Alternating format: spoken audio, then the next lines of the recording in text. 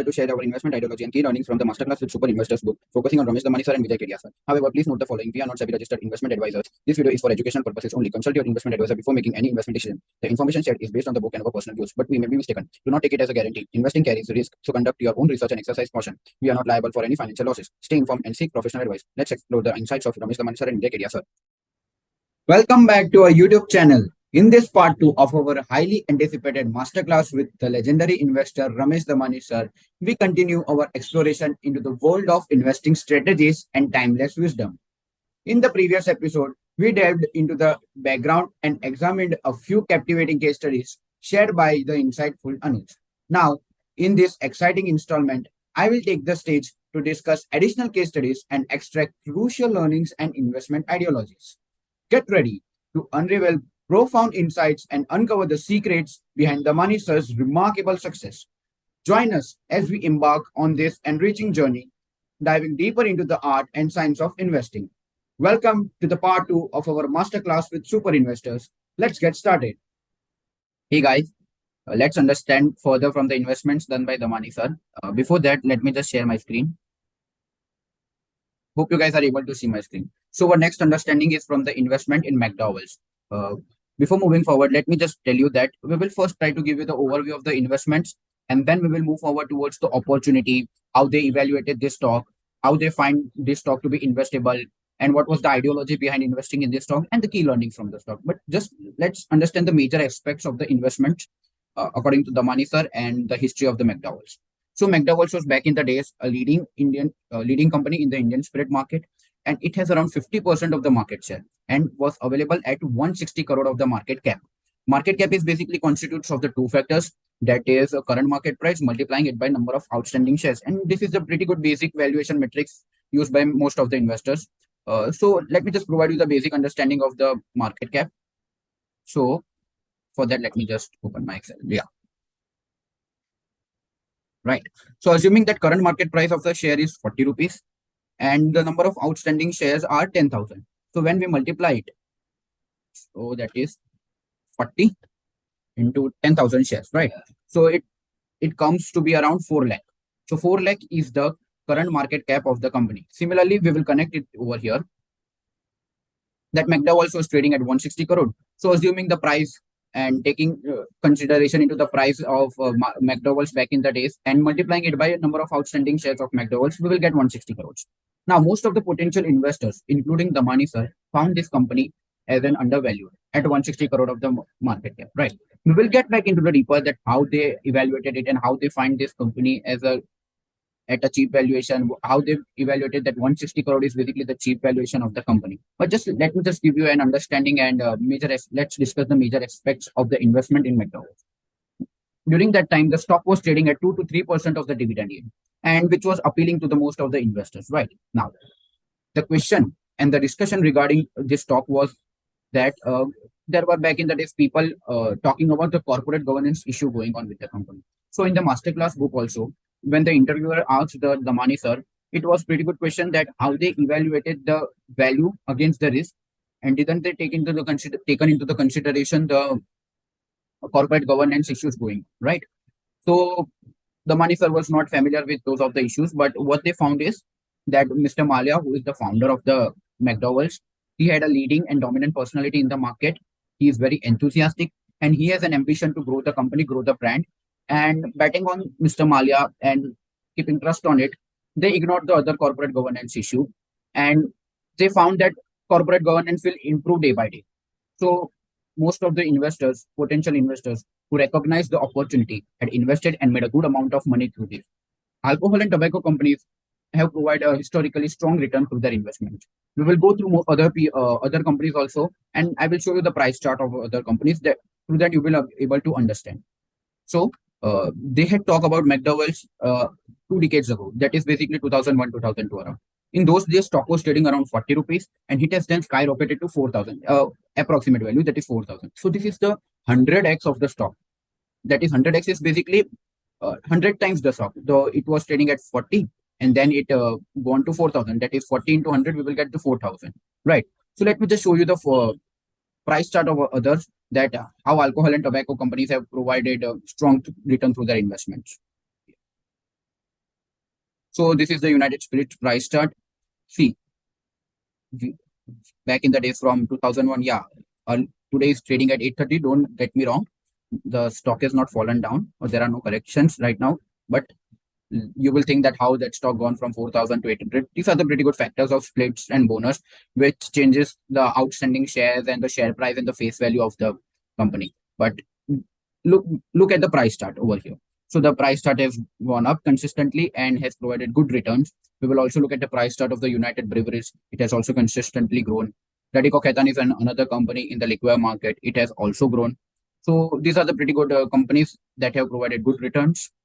Let's get back to basically McDowell's, right? So this was the pretty good aspects of the company, the investments in McDowell's. Now let's move towards that how they find 160 crore as a cheap valuation and buying at this valuation was good. So they basically evaluated the factors of the Indian spirit market. Back in the days, Indian spirit market was available at few hundred crores. Like 50% of the Indian liquor market could be worth a few hundred crores only. So the value proposition that was one could have bought is 10 to 20% of the market share of Indian spirit market was available at 100 crores. So now let's move towards our Excel and let me just give you an understanding that how they find this deal. Now, see guys, this is the price. This is how these are the prices of the United Spirits. We will show you that how we calculated the and we will how we get this data. These are the data from BSC sites. I will show you that how you can also get this data. Just basically first understand. So back in the days, they stated that 10 to 20% of the Indian liquor market was available at 100 crores. So here is 100 crores. And to be on a safer side, let's take 20%. Okay, 20%. So about how much it will be worth of 100 percentage. So it's 20 into 5 to 5 times. So we will do 5 times of this into 5. I just wrote crores. That's why. Yeah, it's 5,000. So, sorry, 500. So 500 crores. It was the overall Indian liquor market was available at 500 crores, right? And out of that, McDowell's was trading at 160 crore of the market cap, right? And it has 50% of the market share. Now, when we can calculate the 50% of the market share, it should be around 500 into 0.5. So it should be trading at 250 of the market cap, but it was trading at 160 of the market cap. And that's basically they found the opportunity of investing in McDowell's that it was trading at only 160 crore of the market cap. And they found that was the point where they found this stock as an undervalued stock, right? I hope you guys have understood this concept that how Damani and other Damani sir and other investors have found McDowell's at 160 crore a cheap valuation, right? And now let's discuss the ideologies and opportunities behind the stock. So here we could see that Indian liquor first, the Indian liquor market was available at cheap valuation. We saw that it was Indian overall liquor market was available at 500 crores, and the stock was stock if the stock is 50 constitute 50% of the market share. At least the stock market cap should have 250 crore, but it was 160 crore, pretty good 90 crore less. So they found this as an opportunity to invest in McDowell's. Doubt on corporate governance issue, which get cleared by ignoring the strong personality and dominant personality of Mr. Malia. Damani sir attitudes like they stated that if the price was in danger, because we bet on prices, right, and we wait for the prices to go up. So, but they bet on the business franchises. That is the fundamental and the strength that the company is strong, and they had a strong conviction of investing in this company. And according to him, they attribute this alcohol industry as that they are the long-term businesses. They are the so-called seen businesses that they are the best compounders, and they have given large dividend. We see that they were available at 2 to 3. They are giving 2 to 3% of the dividend yield here, and they are the best compounders. You can see within 15 years of the time frame, the stock becomes the 100x. So that ideology. First, let's go through the conclusion that the stock became 100x. So that ideology was successful. The thought process was successful. The thought process was that now understanding that this company will grow, the liquor industry will grow as more and more people will come and drink liquor, and then only. Don't get me wrong. I'm just stating. I'm just discussing the fundamentals of investing in these stocks, right? So increase in population. We know that we are now 140 crore population in India. Back in the days, it could be around less. So they estimated that the young age that are inspiring and they are more getting into they are entering the drinking age, more of the people will enter and more of the people will start consuming the alcohols and spirits and all. So they evaluated that. So the people will increase, the customer base will increase, and basically who are consuming right now, they assuming that they will consume. Most of the people will consume liquor till they die. Don't get me wrong. We are just again we are just understanding the fundamentals and ideologies, right? And that was we could conclude that how this stock became successful and what was the ideology behind investing in this stock, what were the opportunities in this stock, and we also discussed that why 160 crore was a cheap valuation. Right. Now we will move forward towards the key learnings from the investments. Key learnings. This is the major part. This is the most important part which we need to learn from each of their investments. That what are the key learnings which we need to learn from it and what Damani sir is trying us to understand from this. So I have classified it in major five of the learnings from it. First, it's identifying the opportunities. The stock market has ample of opportunities underlying with the stock. We need to identify such types of opportunities by just like we did with the McDowell's, like over understanding the market share of the McDowell's and its valuation, comparing to the valuation of the overall liquidity, overall market of the liquor industry and all. So beyond the problems, we need to think of actual business also. Like they ignore the corporate governance issues and they bet on the business. And likewise, what it happened, McDowell's grew and they made money, right? The second one is overcoming the skepticism. Skepticism, as we have discussed before, let me just remind you again that skepticism is basically questioning on someone's knowledge, the claims, the belief that should be taken for granted, but people do question, right? So many of the other investors and people had also questioned the money source on the investment in McDowell's, right? But they ignored it and they take it as an inspiration. They take it as a self-evaluation. They didn't take it for the granted and they didn't fear and get afraid from those types of questions. They take that questions into the consideration. They had thought behind those questions. They understand that whatever they had made in the past, they should not repeat in the future. And likewise, they take those kinds of questions and skepticism as an inspiration, right? Now, coming on to the third is the reflecting on the missed opportunities. Now, this is the major uh, part of the understanding the key learning is they reflect their missed opportunities. Over here is in spite of getting indulging into this opportunity of McDowell's, they had a regret that they should have back up the truck and should have invested more and could have bought 10% of the company, but they didn't.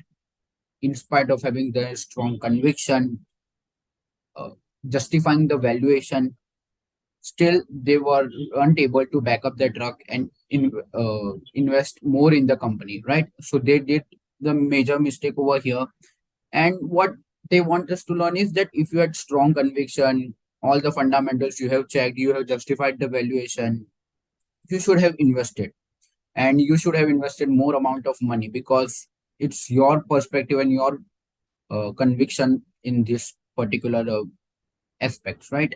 Now, importance of the self-assessment. This is also one of the major learning from this, that beyond the financial success and the comforts, evaluating one's investment choice should go. Instead, assessing oneself in terms of missed chances and what may have been done better.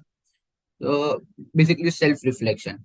They are attributing is that you don't need to measure yourself on the basis of the richness or the comfortability.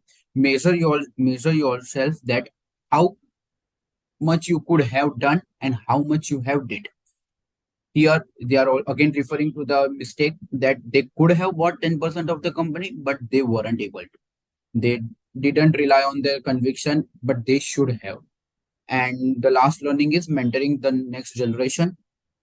Mentoring the next generation is basically they want us and the newcomers and the existing investors to learn from them because Ramesh Damani, there are a few other investors, Rakesh Damani, Nimisha, they are referring to Rakesh Junjunwala sir, or are the great investors of our generation, and they want means previous generations, and they want our generation and the upcoming generation to learn from their mistakes and don't want us to repeat some of the mistakes that they have done. Mistakes should be done to learn, but not in a repetitive manner. They already had done some mistakes. They want us to learn from it, and we shouldn't repeat in our equity market journey, right? So this was the pretty good understanding and key learnings from the investments in the McDowells. We will move forward. So let's move on towards the next investment by Damani sir, and let's learn from that. The next investment by Damani sir was in BEL and BEML. BEL is basically Bharat Electronic Limited, and BEML is Bharat Earth Moving Limited, right? So let's talk about the overview of their investments, and then we will move on towards the key learnings and investment ideology. As we have discussed before, similar pattern we will follow, right? So over here, the investment experience in BEL was and BEML was that they invested BEL in, uh, let me just annotate it for your better understanding. Yeah, you can see that they invested in BEL in 2003. You can see here the price was BEL was 1.8 rupees in 2003, and uh, till the interview was taken. Likewise, when we read the Masterclass book, it was the time around 2017-18. So let's take the price chart towards their timeline only. So this yellow graph, you can see that it's for BEL, and the stock price in 2003 was 1.8, and it has become 47.5. It's nearly around 50 rupees, right? So we can say that it has become around 45 to 50x.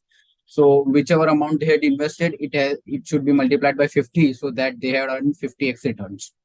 And when we talk about Bharat Earth Moving Limited, they started investing in 2008, and during 2008, I think it should be the best time of investing, because that was the period after the financial crisis happened, and they probably started investing after bear market ends, and they invested at a price of, I guess it's 240, because they are saying referring to 2008 period.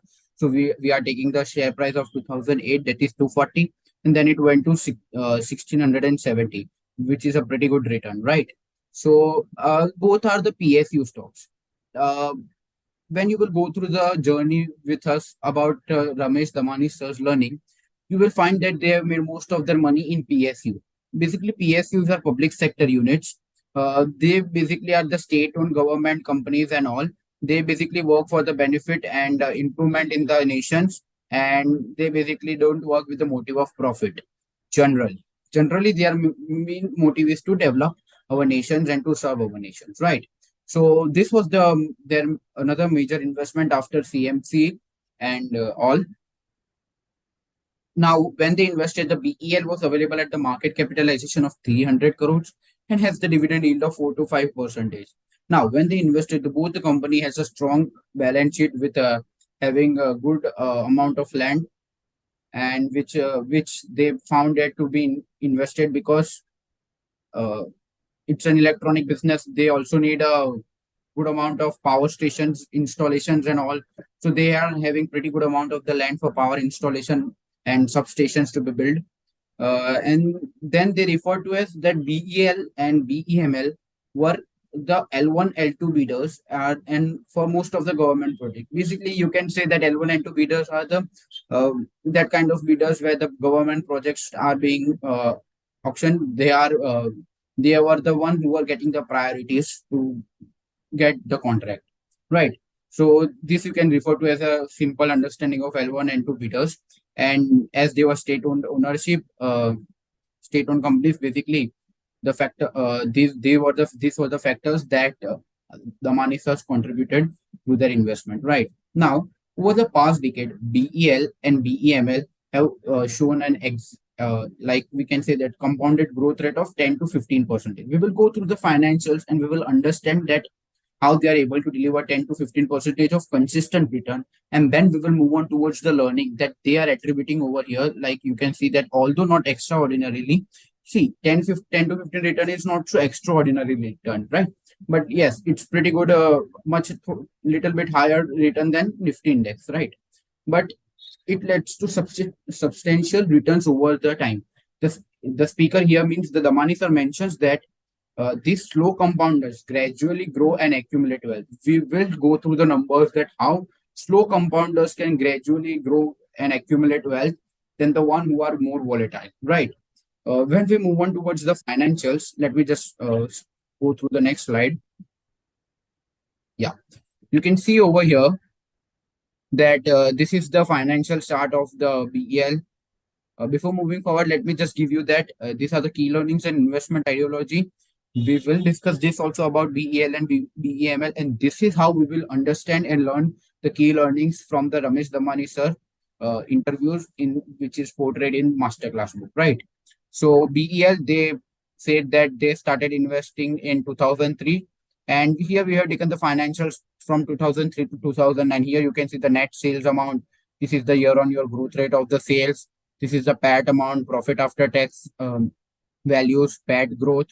This is the PAT margin, basically PAT percentage. PAT percentage is percentage of the net sales, that how much percentage of the PAT is converted from the sales, right? So here you can see that it's 11, it's ranging in around 11 to 20 percentage. It's pretty good.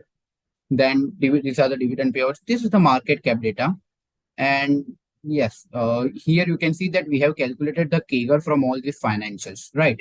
So CAGR basically refers to here is compounded annual growth rate. As we have discussed in the previous slide that they were the slow compounders, they were giving compounding rate of 10 to 15%. This is the pretty good uh, rate which they were referring to, right?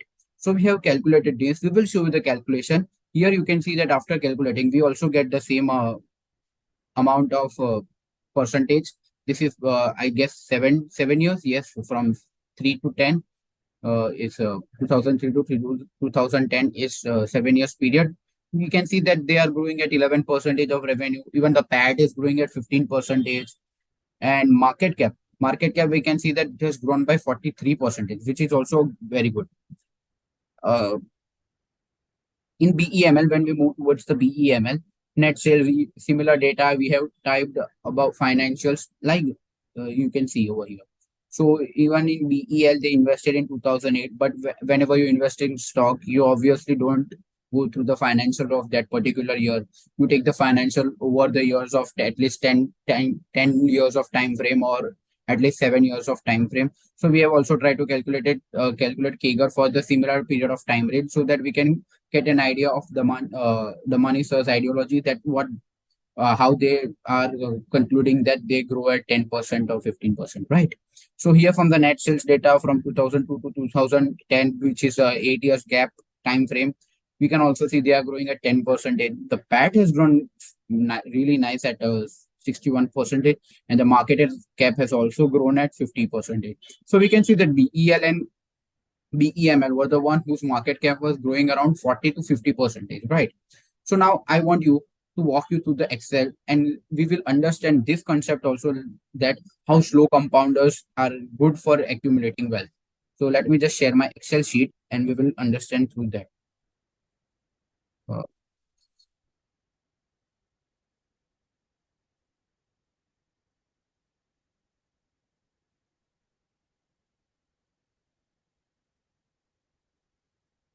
Hope you guys are able to see my Excel screen, right? Here we have taken the financials. This is the example which we have understood previously, that how we calculate price chart and all from BSC and all. You can just here you can see that we have calculated CAGR as we have discussed before.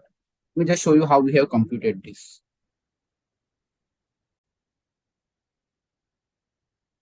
So when we move towards the formula which we have used, it's pretty good rate formula we have used, that N per is the different time frame through which you want to calculate the data. PMT is basically the payment period. Are you doing any yearly basis, any payment? No, we are initially not doing any of that. But yes, PV is the present value. The present value that is the invested amount. Let's assume that the investment or the net sales of the company was around 2,600. It's negative because we are giving money, and then after 7 years we will get back the return, right? So assuming that we have invested 2,600 rupees, and it becomes in FY10. This is pretty good, the sales figure. I'm just referring to investments because it's same for calculation, right? So here it has grown to 5,400. Type 0, case 0, and then we will, when we press enter, we will get that the rate is 11 percentage for net sales. When we will go through the pad, it's same formula with a similar time frame is we will get 15 percentage and market cap is 43 percentage with the same formula of the 7 period. Here we will just change the time frame for BEML, and it's 8 years, and from 2002 to 2010, it's we will compute in a same manner the CAGR rate, and we will get the 10 percentage of the data. So we can see that they are quite growing also, and we can also justify with the statement that they are growing at 10 to 15 percentage. And yes, they are growing with the net sales at 10 to 15 percentage. Even the PAT is growing more than 50 percentage, and then market cap is growing at 50 percent. Now, what Damani sir referred to is slow compounders are good. Let me walk you through the numbers so that you will be able to understand how slow compounders are good and how equity market with even a 15% return, with 15% consistent return, you can accumulate a great amount of wealth. Assuming this is the 1 lakh of the investment amount, I hope you can see my cursor. This is the 1 lakh of the investment amount, taking stock A and stock B. First, let me walk you through stock A. Let's take the time frame of 10 years. Yes, because as we are fundamentalist and value investors, we assume that time at least we should invest for that 7 to 10 years, right? Assuming that time frame of the 10 years and 15%, let's take the 15% data that every year the company is giving CAGR rate of 15%, that is compounding by 15% on a year-on-year basis, right? So as they said that even if a company grows by 15% on a yearly basis, you will be able to accumulate great wealth. And not only Damani sirs, there are various other investors and various other fundamentalists. They also portray the same learnings from their equity markets. Let me walk you through the numbers, then you will be able to understand that how slow compounders are able to create more wealth. See, here I have taken company A, and then I have taken 15% growth rate, right? So let's calculate that after 1 year, how much it will be investment. So we have invested 1 lakh, and after 15, this is basically we will calculate that we have invested 1 lakh, then 1 plus the rate which we have and which we have taken, enough for how many years, right? So this 1 lakh at 15% for 1 year will give you, after 1 year, the value will be 1,15,000. Similarly, when we move towards the next year, this 1,50,000 will again get 15% return on it. As its compounding growth rate, the interest will also get invested. And then again, after 2 years, we'll get similar formula. We will use that at 1 lakh. 1 lakh we have invested at 15% for 2 years, how much it will be. So this 1,15,000 will grow to 1,32,000. Likewise, we will go through the 10 years period, and at the end of the 10th period, you will get it's 4 lakh with the same formula, just changing the rate, the year, that is 10. It's 4 lakh 4,000. Let's assume that 4 lakh. Okay. Now, when we move towards the stock B or company B, assuming we are investing 1 lakh rupees, and they are not giving the same 10 to 15% of the return on a yearly basis, right? They are fluctuating, and sometimes they provide 15%, sometimes they go on 20, sometimes they go up by 70%, then they give negative 30% of return. And likewise, we have put on the dummy numbers of to just know that how slow compounders grow, right? So here you could see that 70% is a phenomenal growth on a yearly basis. Here 50% growth, here 45% growth. But let's assume that is that actually worth to invest in stock B or in stock A? Let's go through it. So here 1 lakh, same amount, 1,15,000, right? Same formula we will use here for that 1 lakh for 1 year, right? And at 15% will give you 1,15,000. Here the rate is same, that's why the amount is same. When we move to the next second year, it's grew by 20%. So simply we will what do is we will put this amount into 1 plus the rate. So it will directly grow from the previous year by 20%, right? So that after at second year, after 2 years, the amount will be one like 38,000. Still, it is higher than two. Hold your breath till I go through 10th year. At third year, it becomes 2 lakh 34,000, way higher than uh, the A stock. But yes, these are not consistently growing at the same rate.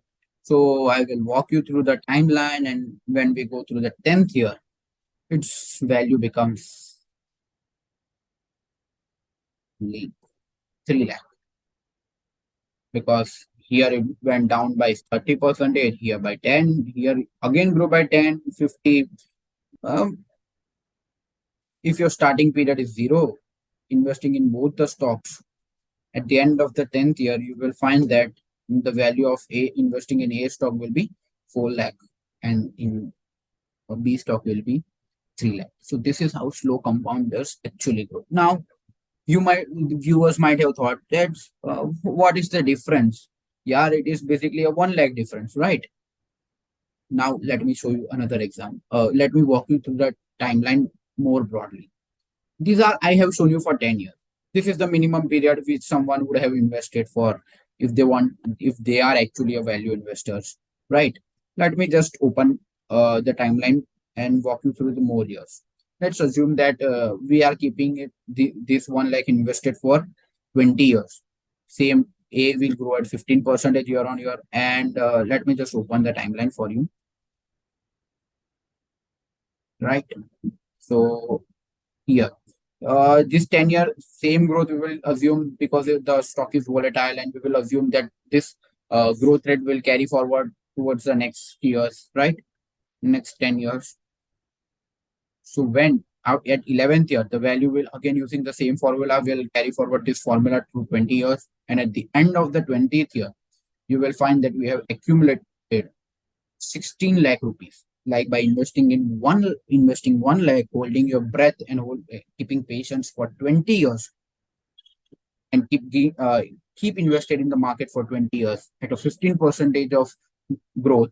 You will find that slow compounders have given you accumulated you 16 lakh of wealth from this investment of 1 lakh only. Now, when we move towards the stock BM, you will see only 10 lakh. Same formula, same. The growth rate is also, I have taken volatile only, because the stock is volatile. It's not providing consistent return on a yearly basis with similar growth rate, right? So you will see that at this point, you are saying that it's okay to have, let me just color it for you for your benefits, right? You are telling that it's good, no? It's just only 1 lakh difference, nothing matters, right? Remember, you just invested 1 lakh only at the starting period of zero. At the 10th year, you get accumulated 4 lakh, and in stock B, you get 3 lakh. With that additional 1 lakh rupee, you earn 1 lakh. From that, you can again invest over here at 1 lakh. And if the stock is providing 15% of the return on a year on year basis, then you could have accumulated another 16 plus that 4 lakh. 16 plus this, because you have, if the difference you have invested, right, you will get 20 lakh. And here, nothing if you keep investing, right? This was a pretty good understanding. I hope you guys have understand that how slow compounders grow. Now let me walk you towards the key learnings of the investing in BEL and BEML. Before moving forward, I just want you to, there is a quick note for our viewers, that if you have any doubt regarding any uh, sessions which we have posted on our YouTube, or any concept regarding Mr. Damani sir, or our upcoming sessions of Vijay Kedia sir, you can drop a comment below. We'll try to reach you as fast as you can, as fast as us can, and we will try to answer all of your questions, and we'll be more happy to answer your doubts. Moving towards the key learnings and investment ideologies from Damani sir, which they wanted us to portray through their investment, and what we have inculcated from their investment in BEL and BEML is value investing. Obviously, finding values in even they have found the values in PSUs. There are various investors who have found values in other private companies also, private sector companies also. Here they have found the values in public sector units also. So there is nothing like that, that you can only make money in private sector. You can also make money in public sector. You need to just find values in certain businesses, right? Like if I talk about Kenneth Andrade, sir, he is very good at playing cycle. So he plays stock cyclically. Here the money sir has played and made money through PSUs. So there are various other aspects of a particular investor. For particularly the money sir, we will go through our journey of the learnings from their investment and in other, and we will come to the investment process also, and we will learn the values from them, right? Second one is professionally management.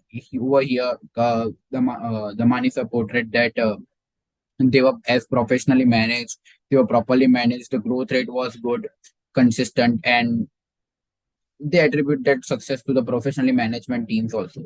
In, okay, then when we move towards the long-term investing approach, as they are fundamentalists, they believe in long-term investing, and we also have a look at the slow compounders example, the dummy numbers example, that how you can just by investing 1 lakh, you can grow your money at 15% for 20 years, you can get 16 lakh rupees. So this is how long-term wealth creation works. If you stay invested in the market, you can get even on more. They emphasizes the slow and steady growth rate, similar from the BEL and BEML, which which they have made large profits. Through this, they want us to get an understanding and learning of being patient, staying invested into the markets, and through a particular time period. Um, I'm not saying that only PAT margins or net sales growth or market cap will lead you towards a good investment. These are just an aspects. There are various other aspects to be analyzed for a company, but I'm just giving you an overview. Like there is either the profit is getting converted into cash, for that cash conversion is there. You can check our previous videos of FMCG industry where we have talked about cash conversion cycle also. So you can go through that how to analyze an FMCG business. You can go and watch that video also for understanding cash conversion and other topics. So this is how they want to grab the understanding of long-term investing approach from profit realization. They want us to portray a very good and wonderful understanding, which most of the investors follow is after riding the market up, profit from their investment. Various investors try to encash their money. Likewise, if they have projected for 10 years and they have invested for 10 to 20 years in a stock market for a particular stock, they try to encash, and they have, I guess, in masterclass book, they in the interview they have told that at the then gradually they have reduced their position of BEL and BEML. That is, their portfolio percentage have dropped to 10%. That doesn't mean that only the value of the stock is dropped down. They basically have started encashing their cash. So let me just walk you through the example through numbers so that you will be able to understand. I guess you guys must have learned from the averaging up example, but just let me give you a gist of it again. So from the averaging up example, these are the numbers of averaging up example which you have done before. I know these are different, but just providing you an understanding that 15,000 at a 15,000 investment with a portfolio of 1,26,000. If after 1 year the stock grows at 100, then the value will be 30,000. Then it constitutes the 24% of the overall portfolio, right? And then when we move towards that, when the stock grows and grows over the years, and it has when we see that if the stock grows to 30,000, and then when you try that this is just for 1 year, it comes over after over the years when you have accumulated great wealth, then you start encashing that after assume it's like after 1 year. Here, just for dummy example, we have taken 1 year. For value investors, it takes longer, and then they start encashing. So here after 30,000, they start encashing some cash. Here we have taken random example of 5670. This has basically come from the various other stocks which we have taken below and dividing it by the number of stocks we want to sell. But you just, for here understanding, you just take that is 5,670 rupees we have deducted. So we have encashed that much amount of cash. So overall portfolio will fall, and that is where you will see that the portfolio percentage of this particular stock has fallen from 24 to 19%. So that basically is when you start engaging. So they are also want to they also want us to see understand that once you have made a good amount of money, then you start encashing your profit realizations, and this demonstrate a sensible attitude of a realizing rewards and risk management, right? I hope you have understand through this investment in BEL and BEML, and also learned the investment ideology and key learnings. So let's move on towards our next understanding and learning from their investment in TV Today Network. TV Today Network is basically a broadcasting and news channel company. Like, I hope you guys have heard about India Today and India TV Today. These are basically the news channels owned by TV Today Network, right? So back in the days, in 2008 and 9, Ramesh Damani sir had invested in TV Today Network. TV Today Network is an India's leading top Hindi news channel. And during that time, it was available at 350 crores of the market cap approximately. And the stock has provided the market cap grew by 8x and the CAGR rate was 25%. We will go to the financials to understand how this have been grown. But first, have a look at stock price. The stock price was in 2008, as we have referred earlier. Also, it's after financial crisis, so it would be available at this price. So it was 80, and then it went to 400 in 2017. So it's pretty good 5x return in the stock, right? The market cap grew by 8x. The stock provided till 2017 5x returns, right?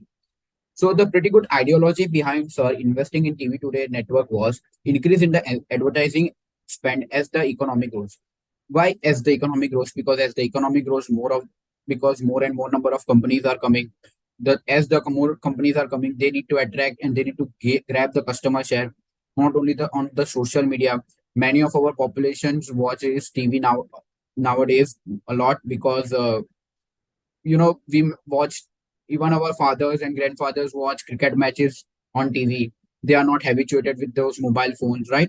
So TV is necessary for them, and so advertising spend will also increase as the company grows and they want to grab more customers. Broadcasting happens every day everywhere in our country. We know typical Indian people will in turn on the TV early in the morning along with the tea and will watch the news that what's going on in the world and all. We we are now in our generation, we watch all the news on mobile phones, but yes, few of the news we like to watch on TV also. That's why now the ideology was that another ideology is that HUL could have bought. HUL is a FMCG business company. We will come to that how they valuated this TV Today network and how they found it at this cheap valuation. 350 crore was a cheap valuation for this company. And they also attributed that achieving a level of scale, the top line, most of the top line comes to the bottom line. Because the money source also believes that this type of companies require a broadcasting platform, cameras, and a crew, right? So when they become scalable, when they are operating on a large scale, most of the top line will come to the bottom line after cutting those expenses, right? When they become scalable. So let's move forward towards understanding the financials of TV Today network. Here you can see that we have calculated the revenue CAGR rate, which we had already learned before at how we calculate, which is 12 percentage, right? The PAT growth is 15 percentage. The CAGR rate, basically the PAT has grown from 34 crores in 2009 to 119 in FY18, right? Now here you can see that the market cap growth has been 25%, which we could connect with the statement which we put in our presentation, right? The 25% of the CAGR growth, the market cap grown from 382 to 2922 crores, right? 2,900 crores. So remember the 8x amount, 8x value which we had put in our presentation. So when we calculate the market cap growth in times, that is 2,900 divided by 382, right? Which will come is 7.65, which is pretty much closer to 8x, right? So you could be able to connect with those statement which we had put it in our presentation, right? I hope you guys have understand the financials of TV Today network. You can get access to this Excel sheet in our PPT link, which we had put in the notes section, the particular Excel link attached with the slides, right? Here you can see that the PAT growth is 15%, right? But the market cap has grown by 25%. This is the pretty much good concept of PE rating. So let me just give you a gist of PE rating, and more about it, you will find it in our valuation series, right? So let me just share my Google Sheet to explain you. So before giving you a gist of dummy numbers example, here you just try to understand that the PAD growth is 15%. Still, the market cap growth is more than the PAD growth, right? So this concept is called PE re-rating, where market cap and the price grew by more percentage than of the PAD. In simple words, right? So let me give you a gist of understanding using the dummy numbers. Here you can see that we have taken into the consideration the dummy numbers. This is year one, and this is year two. This is the assumption value which we'll use for our understanding of PE rating concept, and this is the actual value. So the PAT in the first year was 200 crores, and the actual for this time, just focus on this actual amount. We will come to these assumptions, right? So the present PAT is 200, and the PAT grew in next year by 50 percentage, that is to 300 crores, right? So this the PAT growth is 50 percentage. Now the PE, which was in the year one, is 20, and the PE becomes 40 in year two, because market has expected the growth in the company, and due to which the price has risen, and there the PE becomes 40 over here, right? Basically, PE is price to earning ratio, price divided by earning, right? So, and when we calculate the market cap over here, so the when we how we calculate market cap, we have understand earlier, but just let me just give you an understanding that PAT multiplied by the PE, because PE is price divided by earnings, right? So here we have earnings. So when we multiply it by PE, we will get market cap, right? So the here market cap comes to be 4,000 crores, and the actual market cap after 1 year is uh, that is 300 PAT into 40 of the PE, that is 12,000 crores. So when we calculate the growth rate, year on year growth rate, it's basically 200 percentage, right? The market cap has grown by 200 percentage, where the PAT growth is just 50 percentage, right? So this is pretty good because of the market sentiments, right? So when we assume that PAT has grown by 50%, so let's assume that PE to be remains same, right?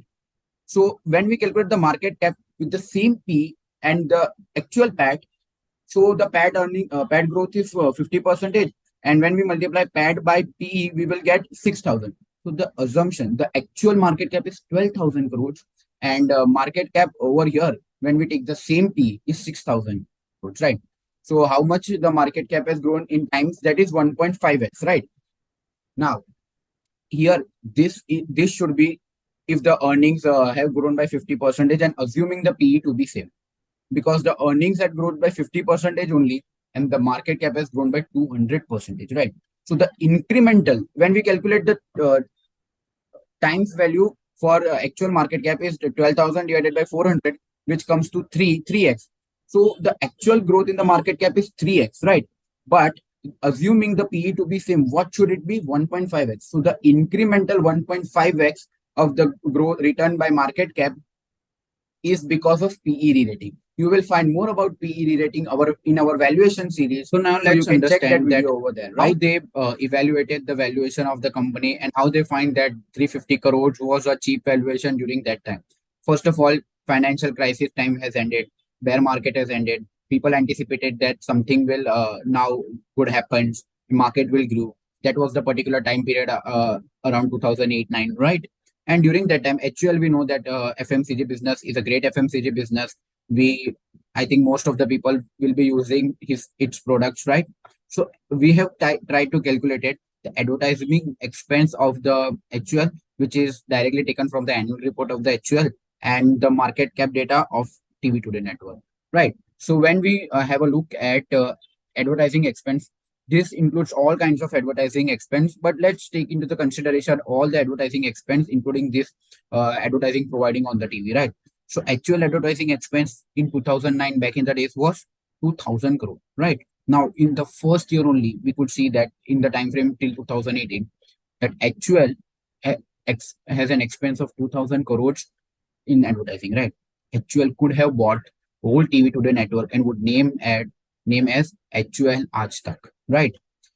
Because at, it was HUL was doing 2,000 crore of the expense on advertising, and HUL was providing their advertising on TV Today network by paying some fees, right? So either by paying fees, They could have bought all over the company, TV Today Network. They could have bought TV Today Network, and they would have named as HUL, Hindustan Unilever, Aaj Tak, and they would have only promoted their products on that particular channel. Right. So this was the explanation of the valuation that Damani sir was referring to, and we could see the over the years chart of advertising expense of the Hindustan Unilever, that over the years, not a single year it has been that it was lower than the market cap of TV Today. Actual ads expense was always higher than TV Today market cap. So actual could have bought TV Today and made promoted only their product on their channel. So now let's move towards understanding the investment process of Damani sir. This investment process they have used in investing TV Today's network, as well as most of their other investments are all. So they have evaluated through this technique. So there is a three-step process. The first one is calculating EV, evaluating the EV and market cap. Market cap, I think you have been familiar with this concept. EV is the enterprise value. We will walk through the calculation of the enterprise value through my Excel sheet. Okay. The second step is buying businesses. Buying businesses is basically focusing on the fundamentals and balance sheet and analyzing the balance sheet and financial statements of the businesses. And there are two kinds of approach. There is top-down approach and bottom-up approach. Basically, sir here follows the bottom-up approach. I will also walk you through what these processes are. And the third step is assessing the relative value. The relative value basically refers to is comparing your business with something else which is comparable, right? So here, as for an example, here they have compared the TV Today's market cap with HUL ads expense, so that they can value the company, that whether it's valuable or not, is undervalued or overvalued and all, right? So I will walk you through each and every process piece by piece. So we have been familiar with market cap. Let's move towards the Excel of calculating EV, and let me give you an understanding what EV is. So yeah, here is the Excel. Now, let me just give you an understanding what EV is. EV basically refers to the enterprise value. Like if you want to buy this company today, so how much money you need to pay to buy it on the basis of the financial statement which are prepared by the company, right? So for your understanding, I have just simply kept the three fundamentals over here, three line items of the balance sheet to provide you a simple understanding of enterprise value. Assuming a company's, these are just dummy numbers. Assuming a company's equity book value of the equity is 750 crores, the debt of the company is 500 crores, and cash and cash equivalent, right? Cash and cash equivalent is the cash which is in the which is kept as a in bank or with them, or else the marketable securities and all, which can be easily converted into cash. They are basically the cash and cash equivalent components. So the cash and cash equivalent components is 250 crores, right? So how enterprise value is calculated? So enterprise value, before calculating, let me give you that this is the book value of the equity, and the market cap of the market value of the equity is assuming 1000 crores, right? So first of all, you need to buy all those equities if you want to buy the company, right? All the shares need to be yours, and you need to repay the debt. If you are buying the company, you are obliged to pay the debt, remaining debt of the company. So let me add that debt also. This is 100. This comes to 1,500 crores. Now you need to pay this much amount to buy the company. Basically, not, because some amount of cash is also being kept by the company with them, which is 250 crores, right? so we will deduct this amount from the value which come by adding the equity and debt, and the final answer come is 1250. So this is basically the enterprise value of the company which you need to pay to buy this particular company. I hope you are getting a gist of understanding that what is enterprise value and how they are connecting this enterprise value to to valuation. So now let's move on towards the next step, that is buying businesses. Buying businesses in which they have referred to the bottom up analysis and top to bottom analysis. Basically, top to bottom analysis refers to broader base aspects of the analysis. Like you first of all evaluate the whole economy. Uh, Let me give you an understanding. So this is the whole economy. Then you evaluate the sectors of the economy. This is one sector. This is another sector. These are the another sectors. These are all the sectors performing in the economy. Now you focus on which sector is performing well.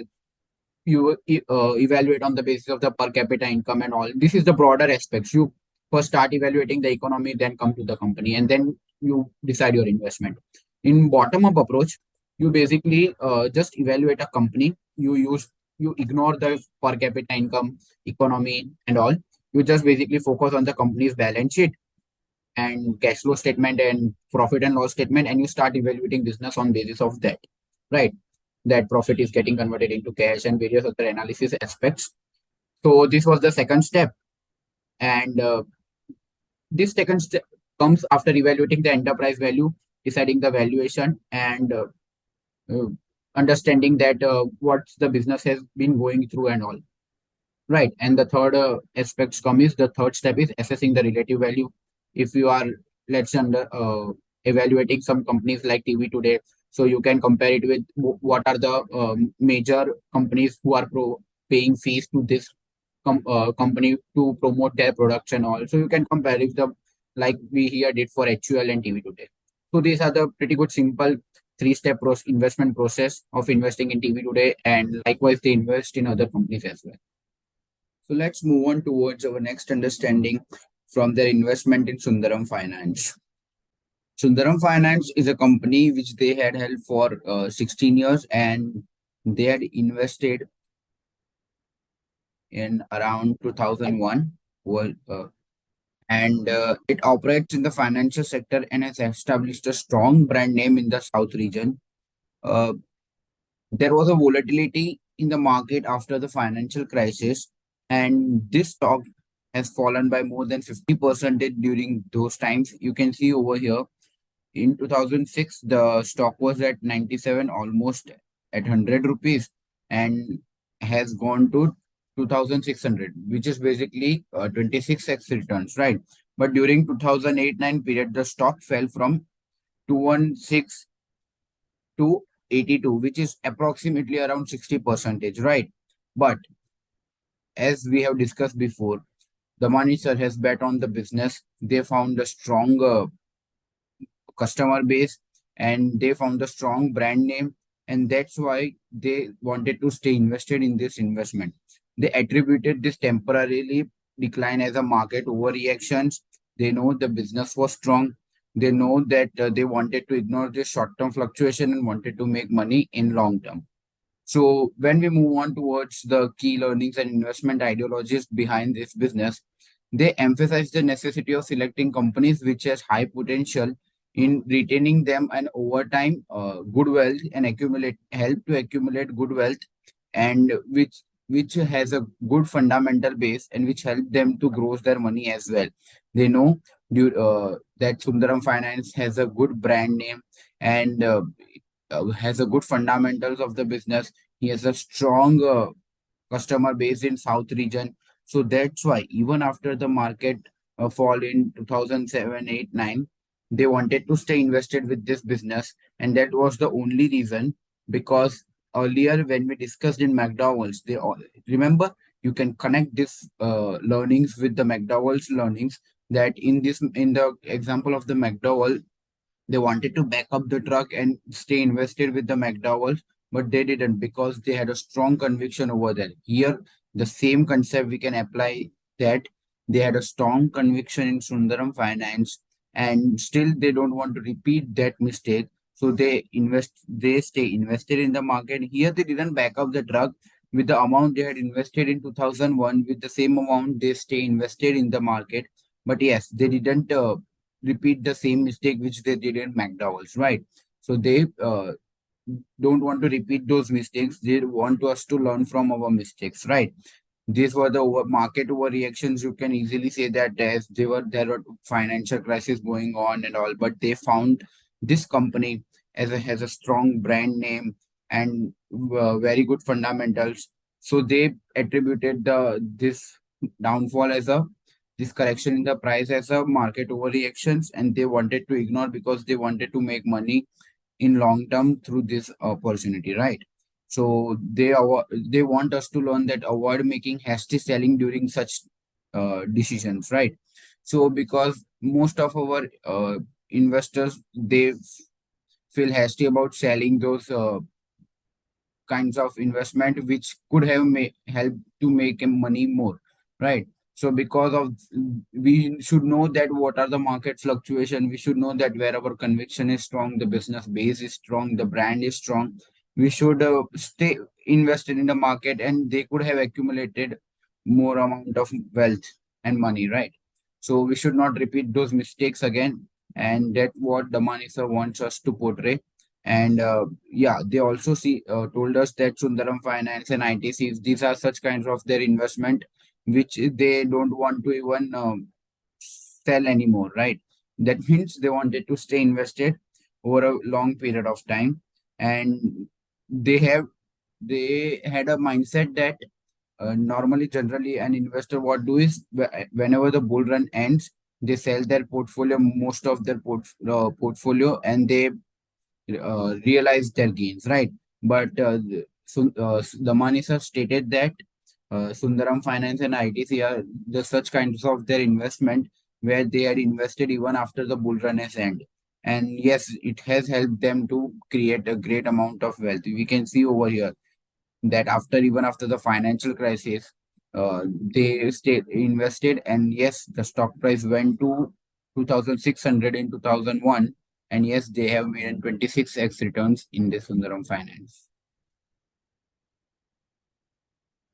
So, guys, let's move on forward towards the learning from their investment in Quickhill, right? So, let me just share my screen. Yeah. Hope you guys are able to see the screen. So, here, before discussing the investment in Quickhill, their investment ideology in Quickhill, let me just give you a gist that where this discussion of investment in Quickhill arises, what was the mindset and thought process behind it. So this discussion arises from a question where interviewer asks Damani sir that if there has been a case where you are invested in a company at this point, it went up, then at this point you didn't encash your money, then again it fell, and you are still invested in those companies and you had incurred big losses, right? So Damani sir said that there has not been the case with their major investment, but yes, there are few investment where they have experienced such, but not big losses, right? There is a different term they are referring to big losses. I will tell you within a few while, right? So what they tell us that if the underlying logic remains the same, with this discussion they want us to learn this concept that where the underlying logic remains the same behind your investment, then you need to think that everything will be fine, right? And they had experienced this in their investments, and then they are telling, right? So they had experienced such things that where the underlying logic remains the same, then you don't need to worry, then everything will be fine. But yes, the logic through which you had invested in those companies change, then you need to worry about that, right? We will connect it with the investment in the quick hill, and not this as the case happened with the quick hill, but yes, when something extraordinary happened, and then that will be the case. So we will discuss with the investment in the quick hill, and the main learning the sir want us to convey is that the big losses is not that when the stock went up, then again it went fell, and they had a regret not selling over here. The regret was not actually about selling. The regret was actually about buying at this point. Now you might be thinking, what will be the regret of buying? Guys, you're forgetting a concept called opportunity cost. Opportunity cost is in spite of investing in the company A, they would have invested in the company B, right? Uh, this we will learn through the case in MTNL, the investment in MTNL. But let me just give you a gist before understanding that point, right? So the opportunity cost is in spite of investing in this company, they would have earned more money through this investment, right? So the big losses, these are not realized loss, right? They are not like that. You invested and you didn't invest it, so you lose money. You didn't invest it because you lose money where you didn't invested in that company. Your money would have grown to somewhere else height rather than investing in company A, right? So this is the major part they are discussing and referring to. Now you might be thinking that why I'm giving you over here first key learnings, then I will discuss about overview of the company and all, right? Because I want you guys to get connected with the investment and investment ideologies, and then you will be able to get to know what is the mindset of the money, sir, what actually they think before investing. And in equity markets, every stock and every sector performs different, and that is why we are taking over here each and every investment, and then we are trying to give you understanding and mindset and key learnings from Ramesh the money sir, right?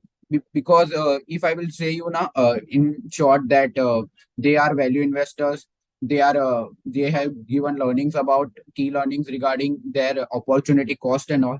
You guys will have a dummy example and you won't be able to connect it with the practical one, right? So to connect it with practical one, that is the only motive we have given over here, the investment overview, and then we are trying to connect it with investment ideology, and then we will move on forwards towards the key learning. So this has been our motive, that you guys will learn through their investment, and then you will piece by piece you will be able to understand the mindset and key learnings of the money, sir. So let's now go on towards understanding the overview of the investment in Quick Heal Technologies. Then we will move on forward towards the investment ideology, right? And we will try to connect this investment ideology with the investment in the Quick Heal. First of all, let me just give you an overview of Quick Heal Technologies. I hope you guys must be aware with those antivirus softwares and all which are installed in our phones, laptops, PCs, and our systems. They are also used in small, medium enterprise and various big enterprise also, because they have a lot of confidential information, right? So they need to protect such kinds of data, and that's why the Quick Kill Technologies comes in, where Indian Cyber Security is an Indian cyber security company which provides various products like antivirus and all. Moving on towards our investments. So Quickhill is a company. When the IPO was out, the price was around 320.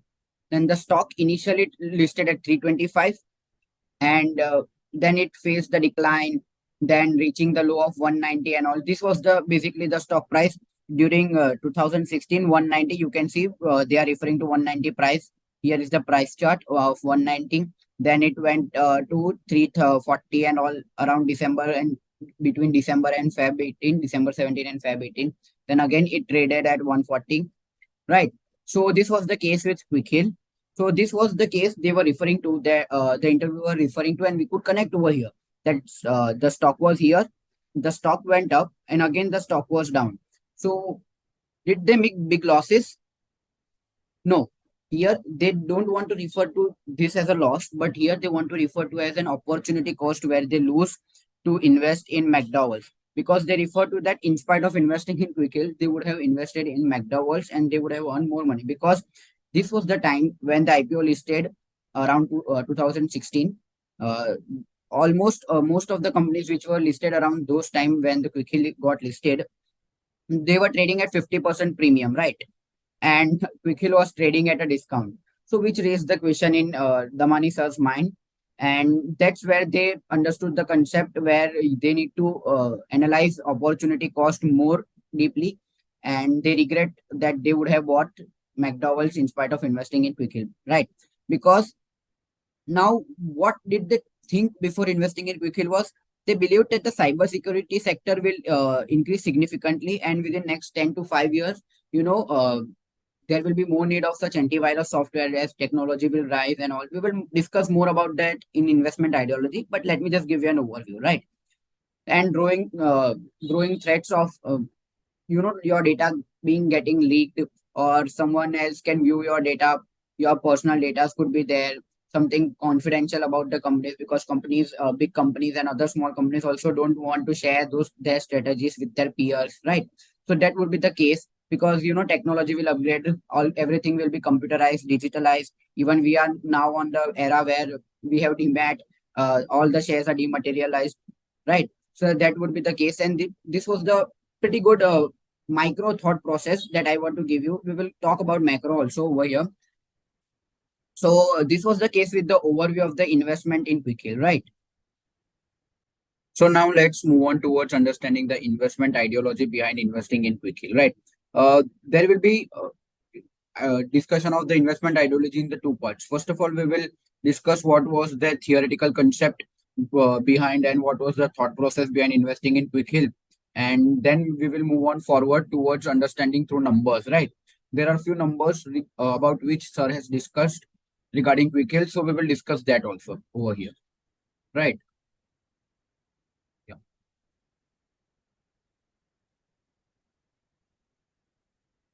So the main opportunity behind a quick kill technology lies in the increasing significance of the cyber security in the global landscape, right?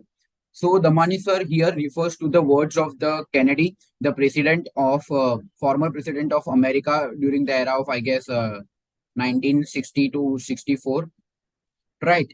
During that time, President Kennedy was asked a question that are you worried about World War III? What do you think between whom will be fought World War III? Are you ready for World War III? Is America ready to fight World War III and all?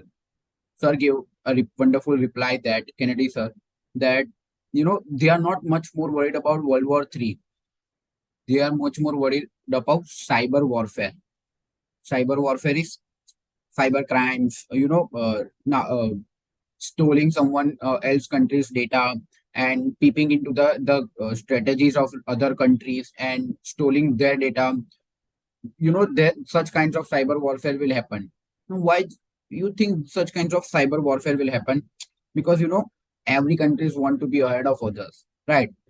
And he refers to the point where nuclear weapons are available with just few of the countries, but the increasing threat of cybercrime occurs where because the internet is available to all 195 nations, right? Because what you need to actually need for a cyber crime or cyber warfare, just an internet connection, right? Through internet connection, you can hack someone's server, you can install malware and all whatnot you can do, and you can break the cyber security. And that's where Quick Heal comes in to solve this issue and provide antivirus software which protects your confidential information and all. And that basically the point where the thought process arises. Because back in the days they were referring to 1960, so they predicted during that time that the technology boom will come, right?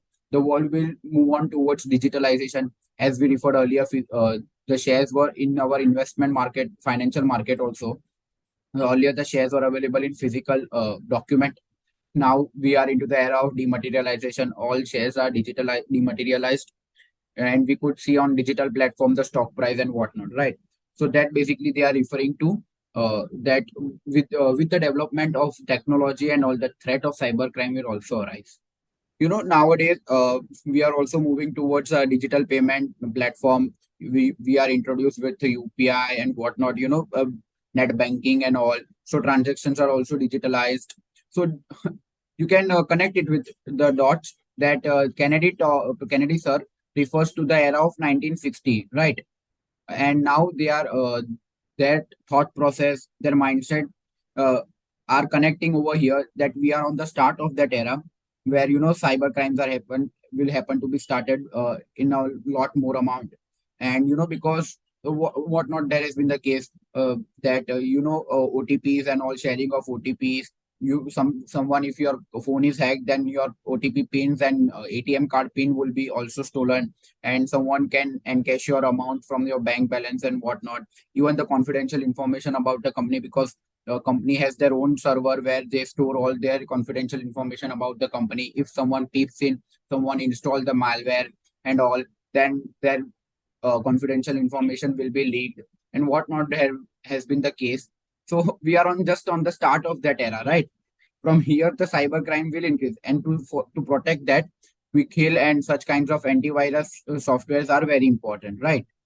Now you might be thinking that why only Quick Heal? Why the monies are only invested in Quick Heal? That their ideology was right, that cybercrime will increase, there will be cyber warfare. But why only Quick Heal? Because Quick Heal Technologies, being the only listed cyber security company in India, present an investment opportunity for the money, sir. Yes, you heard right.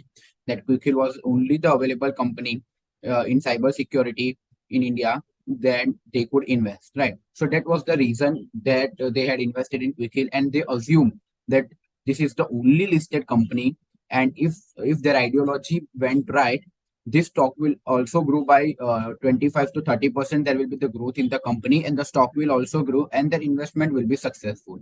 Now we will move on forward towards understanding through numbers that what they had predicted, how we could connect with the company, what and with the financial of the company, and what were their investment ideologies through numbers, and we will try to connect it with the stock price, right?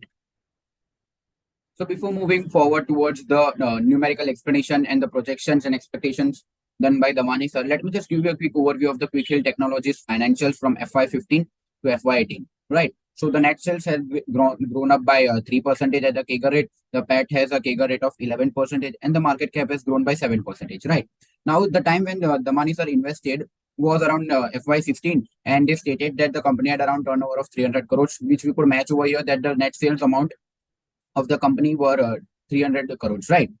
Uh, yes, the PAT has grown by more percentage than the revenue, so which is also good. But let's move towards more deep into the financial understanding or and numerical explanation about the projections and financials of the company, right? So, guys, you can see over here, this is the numerical projections and expectations which are stated by Damani sir. This was the pretty good discussion when the interviewer asked that I think you might have also had thought the same thing which the interviewer had thought, right? Nowadays, we are using Google, right? Google era. Google is also expanding. Now, Google has its own security. They Meta, like Meta, Facebook, WhatsApp, and all. WhatsApp also has an end-to-end encryption for your chat. They said that they won't read your chat. They had an end-to-end encryption. Your call is protected. No one else can peep in and all, right? So this is the era where WhatsApp has Meta has their own protection for their customers, right? They provide their own security and end-to-end encryption. Even Google provides such kinds of antivirus where your data is secure. They say your data is secure. No one else could see. Even we can't get an access through those data and all, right? So what will be the need of Quick Heal, right? Will the Quick Heal business will grow, or this will eaten up by Google and Meta? Because most of us we use in our daily usage the WhatsApp, Instagram, Facebook, and all, right. And they do have Meta do provide end-to-end encryption. Google also had said that your data is protected, your data is safe. Whenever someone else devices you try to log in into your account, they also send a message to the primary account where there's someone has peeped in. Are you there? Are you only? If you are only, then click on OK. Likewise, such kinds of processes are there. That basically provides security and safety. Then what is the need of Quick Heal? We will get more into deep, and what are the estimated done by the Damani sir, and what are they expecting from the company? We will learn. So what Damani sir is expecting and has replied that the revenue will grow by 25 to 30% in the era where there is a threat to cyber crime. And retail businesses, small and medium enterprises will require antivirus system. Now, when we talk about retail individuals, right, we use laptops for our personal study usage or any of our office work, right? Most of office that provide their own laptop for work, and also they use this Quick Heal and other antivirus system so that their company's confidential data has been protected, right? And for our personal WhatsApp and all, we do have end-to-end encryption and like that. So, sir basically projects that for retail businesses will also grow. We do have some kinds of securities in certain apps, but yes, when we browse something, there is always an insecurity that whether this link is right or not, whether this link will be redirected to someone else's page, and your there the one who has installed that malware or something in that link, they will get a hacker will get access to your data and all. So for that, this kinds of antivirus is required, right? So basically, they project that the revenue will grow by 25 to 30%. And the company, when they invested, this was the only company in the security space which was providing the branded products with the turnover of 300 crore. Yes, Quick Heal is known for its brand, and they had been providing their services with good quality of their products, and they had proved that their security space is one of the best. So here we have assumed that at point zero, that is today, assuming the revenue to be 300 crores, we will move on towards the Excel, towards the calculation, and we will dig deeper also into the projections, right? We see that the PAT margins were high and they were also grown by 11% because these are the service businesses. When I talk about WhatsApp, when it sold to Meta, they had only 55 employees, right? Now you must be thinking billions of population are being using WhatsApp nowadays. I think WhatsApp is now getting pre-installed in our new phones, right? Earlier we used to go to Play Store or App Store and then we need to install. But now WhatsApp is primary necessary application to chat or to send documents, and for various even it's nowadays using transactions. It has a payment option and all, right? So even WhatsApp sold with the employee of 55 employees, right? Number of employees were only 55 when it gets sold to Meta. So these are the high margin businesses where where the labor force is not much. Few employees can also work because these are service businesses. In that also, they are providing services on online basis, right? Antivirus and all. They just need to prepare a software or something coding like that, and then they are able to create such antivirus, and they need just a network connection, internet connection, and that's all, and a laptop or a software, and then you can directly design such kinds of production. Also, these are high PAT margins businesses. Also, the gross profit margin. If I talk about the gross profit margins are even more higher than the PAT margins, right? So, and these are cash cow businesses. Basically, cash cows refer to all of their profits. That is basically the profits which they generate. Most of their profit is getting converted into cash, right? We will get back to numbers. I will let you go more deeper and we will give you a numerical understanding, but I'm just giving over the overview of the numbers, right? And most of it PATs get converted into cash. Here we have assumed that 90% of the cash is getting converted from the PAT, and we will dig more deeper into I will show you my Excel sheet, right?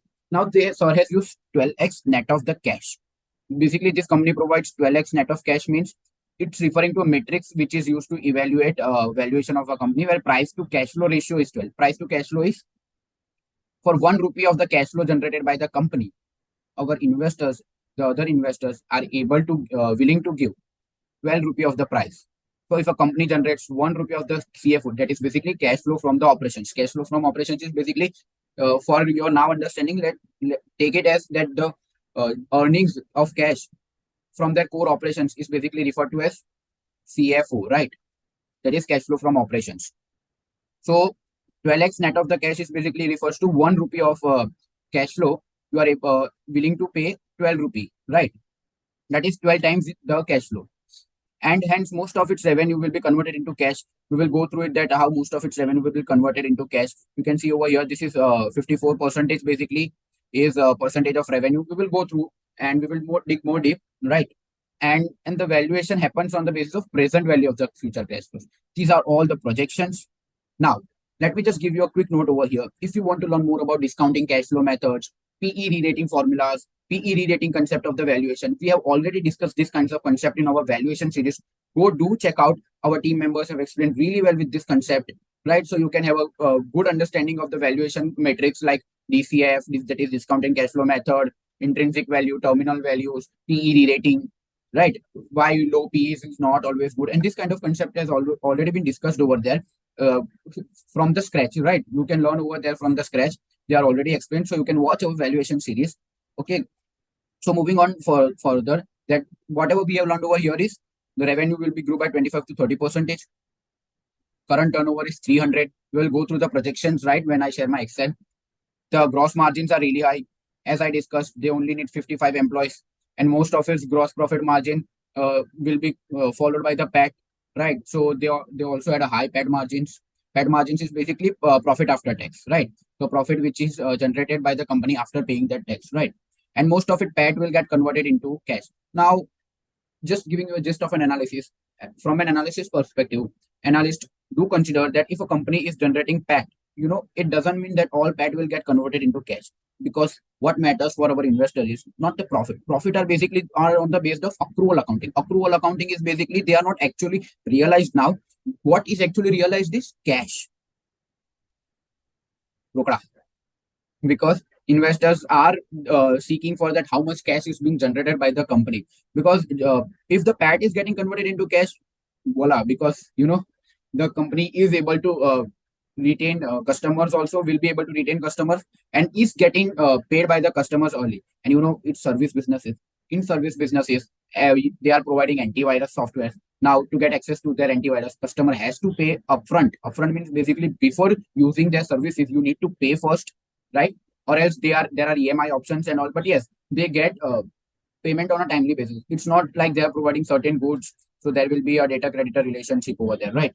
So that was the pretty good concept and understanding of the projections. Now we will move on forward towards Excel. So what I want to convey through this message is, and the numericals is, if all the assumptions in financial grew by the expectation, then the business will perform well. And they will say the same thing that they didn't back up the truck. And if not, then the honest reply will be, it will be remain a story. Now what it is, we will come to an end by understanding in Excel, right? So here is the Excel sheet. And this was basically the screenshot which we have put up in our presentation. So you can see that this said that there, and we also check with the financials of the company that there the revenue and the turnover, basically the turnover of the company was 300, right? 300 crores, assuming crores, right? 300 crores. And the growth projections were that company will grow by 25%. The revenue will grow by basically 25%. So what simply we have done over here is we basically grew each, we have taken a timeline for 5 years because sir expect that within 5 years, 5 to 10 years, the company will grow. And as the technology will expand, as we have earlier discussed, the need for antivirus software and various kinds of cyber security for, softwares and all, the demand will be higher. So more and more customers will be there, and they will be able to generate more revenue, right? So we assume that the growth projections for next 5 years to be 25%. They thought about they think that there will be growth in the revenue around 25 to 30%, right? So, but to be on a conservative side, let us assume that the minimum growth will be they expecting is 25%, right? So, assuming that 25% consistent growth for 5 years, what we have done is basically this last year revenue plus 1 plus into 1 plus 25%, that will grow your past year's revenue by 25%, right? And that's what the pretty good formula which we have used over the years. And at the end of the 5th year, the revenue will grow to 900 crores, right? So basically, what's the actual growth? Growth here refers to the difference that from the starting period to ending period, how much the revenue has been growth by 600, approximately 600 crores, right? Okay, so this is the basically pretty good CAGR rate, which we have already discussed before, that the revenue rate we have calculated, and it will pretty good come to 25%, right? Now, as we have earlier discussed, that they are high profit margin businesses, right? So we have been discussing that the gross profit margins, assuming that they don't uh, need to do most of their expenses on cost of goods sold and all, right? So their gross profit margins are assuming that 95% over here. So let's take 95% consistently over the 5 years. So the gross profit margin will be 95%. So how we have calculated gross profit is revenue into the margin percentage, right? Basically, gross profit margin refers to that only. So this is how we will calculate gross profit margin. Gross profit margin is gross profit divided by the revenue. So when we will multiply the margin percentage by revenue, we will be able to get the amount of gross profit, right? So this is basically the gross profit. And we have, as the revenue will be grow, the gross profit will also grow. At the end of 5th year, the gross profit is 870, right? So when we calculate the differences, the gross profit has grown by 585. That is also basically 95% of the revenue growth. So if you want to check, let's check that gross profit divided by the revenue, right? So when we convert this into percentage, 95%, you can see over here, right? So the growth difference is also 95%. Now, as we have discussed that PAT margins are also higher. How the PAT margins are higher? Basically, we have discussed that Meta had only 55 employees, right? May still have, right? So here also assuming that there will be a same number of employees, or within the less labor force, they will be able to generate more of the revenue. So after cutting all administrative expenses, employee benefit expenses, financial cost and all, the PAT comes, that is profit after tax, and assuming that to be 60%, right? Sir said that the money sir said, and also we checked that over the years, as they will be able to become more scalable, the PAT margins will go higher, and there will be assuming that 60% is of the PAT margin, right? So PAT margins are 60%. So PAT margin is also basically profit after tax dividing by the revenue. So when we just multiply those percentage by the revenue, we will be able to get the PAT, right? So the PAT is also growing, and at the end of the 5th year, it's basically 550. So how much has been the PAT grown by? That is basically 370. That is 370 crores, right? So the 60%, that is also 60% of the growth of the revenue. Okay. Now, what sir has said that it's 12x net of cash, and what we had also discussed through that service businesses, most of that PAT has been converted into cash, right? So basically, as we have discussed that, the customer has to pay upfront cash or in installments also. So they receive, they are basically cash cow businesses, and they generate high cash flow from operations. So assuming that of PAT, 90% is being converted into cash, right? So that is 0.9. 0.9 is basically in times, that is 90 divided by 100, that is 0.9. Okay. So assuming that the cash flow by PAT is 9, so when we want to calculate the cash flow from operations, simply multiplying the PAT figures which we have calculated by 90% or 0.9 ratio, we will get the cash flow from operation figures, right? So out of 160 in the first year, that is 0.0 basically. So out of 180, the cash flow has been generated is 162. And that's how we will be able to calculate over the years. As the PAT grows, and the PAT grows, the cash flow will also grow. So at the end of 5th year, it will be approximate around 500 crores, right? So how much has been the cash flow from operations grown by? From 162, it goes to 500. So basically, it's approximately 330 crores, right? So when we calculate cash flow percentage of revenue, it is basically cash flow divided by revenue. So out of revenue, 54% has been converted into cash, right? Now, who don't like such kind of businesses that whose revenues 54% has been converted into cash? These are basically cash cow businesses, and valuation happens on present value of the future cash flows, right? So investors will rush upon that, right? So at the point of zero over here, now let's come to the main conclusion and crux over here. This that so assume that 12x net of the cash, right? 12x net of cash basically refers to, as we have discussed before, let me just remind you that for 1 rupee of the cash flow generated, the market is willing to give 12 rupees, right? So out of your 162, assuming that for 1 rupee, the investors are willing to give 12 rupees, right? So this is how we will calculate the market cap over here. So look at the market cap has been calculated. So this CFO multiplied by the price to CFO ratio, that is 12x net of the cash. So we will be able to generate the market cap. So the market cap is around 1900 crores, right? So let's just connect it with the Quick Hill financials. You can see around this had grown to 1800. So we are on a right track to just assuming, right? So 1900 crores. And then gradually at the end of the fifth year, if here the word if will enter, that if this all things happens, right? This all things. The revenue will grow by 25% over the years. We'll be able to attract more customers. The gross profit margin will remain at 95%, and the PAT margins will also be higher. You know, if the if the PAT margins are higher and higher, they will be able to generate more of the cash. So just look at over here. If the PAT margins become 70% over here, the figures change and has able to generate more of the cash. Earlier, look, you can see that there were 330 of the growth, right? Now the cash flow for year this year has become 162, had changed to 190, and the cash flow will also be grown by 380. So from 330 it becomes 390, right? So look at over here, again changing to 60% at PAT margin. This was basically I was trying to explain that if the business becomes scalable, because what happens over here is, let me just keep it 70 again. How will we be able to grow to 70? Sorry, right? Because as I explained through the WhatsApp formula, same employees, if the number of employees remain the same, they are able to manage their expenses.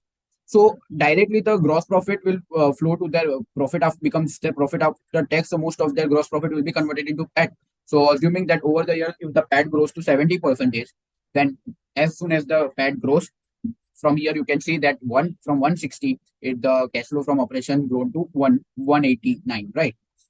So again, keeping the figures as a 60% for your understanding. So over here, as we have discussed, as the PAT margin grows, and if all this happens, if company is able to generate 90% of the cash flow from their PAT, if the company is able to manage these kinds of growth projections, then at the end of the fifth year, this 12x net of the cash will become, assuming these are basically pretty good assumptions, right?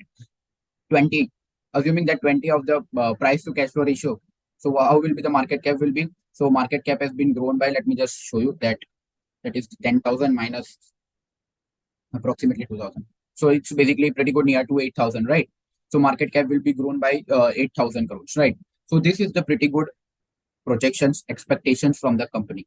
That if all this happens, if clause is implied over here, that if all this happens, then their investment will be successful, and then all their growth projections will be right. That's basically the concept where they are relating to where I earlier explained that if the underlying logic, right, underlying logic remains the same, then you don't need to worry. So if this logic remains the same, and if your projections, your expectations happens to become true, then your investment will be able to be successful, right? So let me just give you the conclusion that what the ending is trying to explain us over here is, see, you can see over here that, yeah, that hence, if all the assumptions and financial grow by the expectations, the business performs well, then they will say the same thing. These are the projections. we are also, after doing this much of the calculation, even you and I fear has a fear that what if something goes wrong? So will you be able to invest all the amount of money which you had? No, you will invest piece by piece, right? So if all this happens, and assuming the sir has we had a capital of principal of 5 lakh, and you just wanted to invest only 1 lakh in this company, right? Ignoring the name quickly, we are just taking understanding the hypothetical one, right? And if you want to invest over here, what you will do is, first of all, you will invest only 1 lakh, and over the years, if this happened and you are still invested by only 1 lakh, then you will have that pinch of mindset in your mind that you didn't back up the truck. Didn't back up the truck basically here refers to the rest of the capital which you had. You also wanted that to invest, but you didn't, right? So that basically there would be a point of mindset and regret will be there. Not particularly regret, but that point of thought will be there that if you had invested more capital, you would be able to make more money. If all these growth projections happens to become true, this is the basically if clause that is stopping our more capital to get invested in this company. So what Damani sir is referring to is that, and if honestly, they are saying that if this don't happen, it will remain a story. If this didn't happen, all what we will be able to understand at the end of fifth year or 10th year is it was just a story, right? It didn't happen. It's okay, right? So a wonderful quote said by the Manisha that remember, victory has thousands father, but defeat is an orphan, right? So what if they are telling us to say that victory has thousand father is basically not simple example. I hope you might have got some side of the knowledge over here that, and if victory has thousand father is, if this happens, sorry, if this happens, everyone will be saying that I projected this. In particularly in the case of investment, someone will say that I did this kinds of calculation and my this kind of calculation has proven successful and that is why this company has grown. Someone will say that I projected this. This was my basically a concept and this was my projections and that basically come to it. That is why this investment went well, right? So victory has thousand fathers. Everyone will tell a different story to you for that, but if it has orphan, what if this don't happen? Then one will say that I followed this and my this numericals went not well. What if people are following their calculation approach and all? Then the people will feel that their projections are not being wrong, the calculations are not right, right? It happens even in our normal life, right? if if we want something, we say that this was because of what I did this, I did those. But if something unexpected happens, we lose something, right? You didn't say that because of this, you didn't accept that because of this thing happened, right? So this was the wonderful quote which I wanted to cover. This is not the basically key learnings from this investment, but just I wanted to cover this part, right? Hope you guys have understood this concept of numerical explanation of the projections, right? Now, before ending this investment, I just wanted to show you the price chart. Again, we had not analyzed this company. We are just basically giving you the crux and basic understandings from the masterclass book, which Damani sir has discussed in their interview, right? So you can see over here is, let me just annotate for your betterment, right?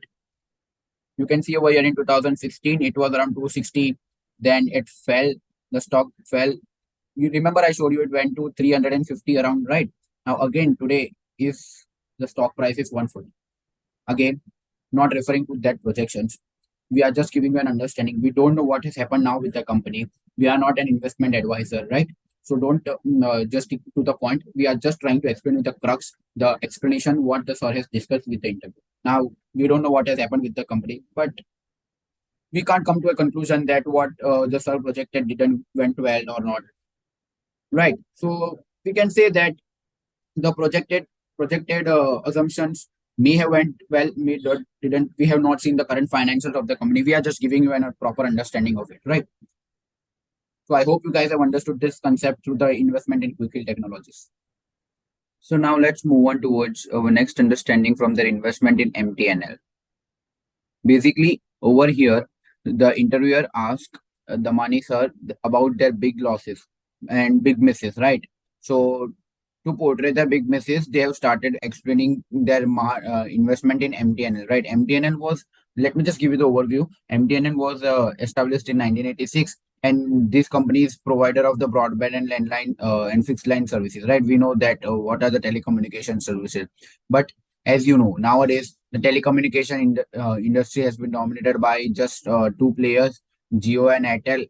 So Mahanagar Phone Nigam Limited basically also lost their market share, and the people who had invested money in this company, they also lose. Even the money sir lose 80% of their invested capital, particularly in MTNL, right? And the money sir regrets investing in MTNL because there was a time during telecommunication boom where other companies were growing, and this company didn't grow and didn't provided them much of the profits, right? They expected that along with other companies as well, as being a PSU stock, they will also in the telecommunication industry, it will also provide much of the good returns to them. So what they learned was that they realizes the loss in certain circumstances only, like in the case of MTNL from the PSU. Rest they have made money from PSUs as well. So as they have diversified that portfolio, they didn't experience much of the loss on the overall portfolio, right? But yes, they want us to investigate each and every part of our investment. We should analyze each and every aspects of our investment in a particular company. Because in MTNL, the case was they didn't upgraded with the technology, and that's where they lose their part. And that was the basically lead towards the loss in this investment because the company was not growing. They were not able to expand with the time, and they were not able to grow themselves with the upgradation of the technology. Now when we talk about the investment ideology of Ramesh the money sir over here, they want us to learn the value investing through research and analysis. uh, Over here, yeah, you can see value investing should be done by through research and analysis. All are connected to MTNL from the point of view of technology, right? They didn't upgrade it with the technology, and that's where they lose their money. So long term perspective does not guarantee success all the time, because where you choose wrong company, where you choose wrong stock, you will lose money. And but yes, they learned all. What they learned is diversifying your portfolio, manage risk management will let you reduce your loss. But yes, they are very important part of your investments, right? Now here, when we talk about the big misses, uh, which the money sir are referring to, that the statement which is given in the masterclass book, that I missed the opportunity to invest in HDFC Bank, Lupin, or Titan, despite them being well within my circle of the competence. During that time, these were the opportunities with them. They could have invested instead of MTNL. So let me just walk you through this kind of investment. This HDFC Bank, Titan, and Lupin. That uh, in spite of investing in MTNL, if they would have invested in Titan, what would be the return of those stocks, right? So during 2000, from 2000 to 2012, which is a period of 12 years, which was basically the period in MTNL also. Here you can see, yeah, here you can see 2000 to 2012, where the stock fell from 170 to 26. So here in HDFC Bank, you can see that in 2000 the stock was at 26 rupees and has become a stock of 260 rupees in 2012. So when we compute the CAGR rate of the stock, by the way, you will find all this data in our Excel sheet, but this is just for the presentation purpose, so you can learn through this, right? So when we compute the CAGR rate, it was 21%, and the return of the stock was 10.13x, 10x. Basically, you can catch the 10x, right? So if you had invested 1 lakh during 2000, you would have made 10 lakh rupees after 12 years, right?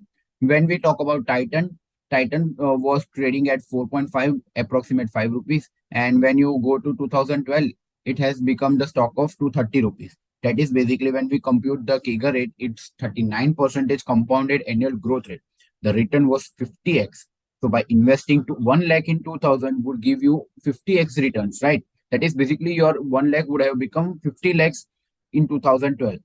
Lupin. In Lupin, the stock was at 1.5 rupees in 2000, and in 2012 it has become 530 rupees. So when we compute the CAGR rate, it's basically 63%, and the return of the stock was 350x, right?